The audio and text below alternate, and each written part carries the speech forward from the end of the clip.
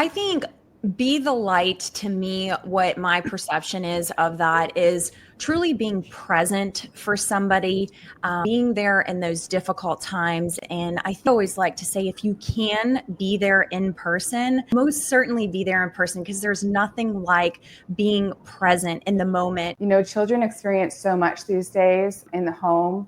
And so I think, you know, one of the other tools that I've used is, you know, breathing techniques.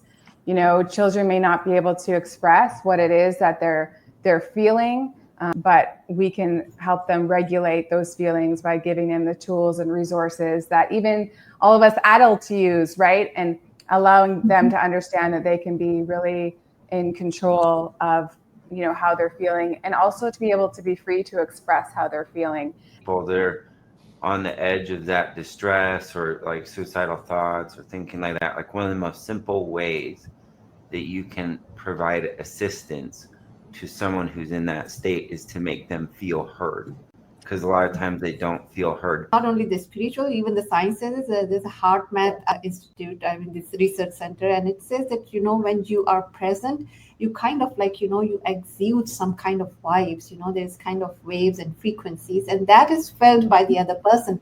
And I think that's how we when we are just present, it's just that we communicate also through vibes and energy, and that really impacts. Kindness between two people, that will release oxytocin in both people's brains, which is one of the best ways to fight chronic disease. When you go somewhere, it could be a store. We all go to stores.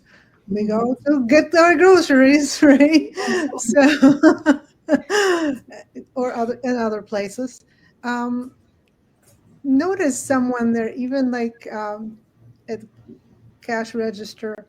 These people don't often get any kindness from customers really very early.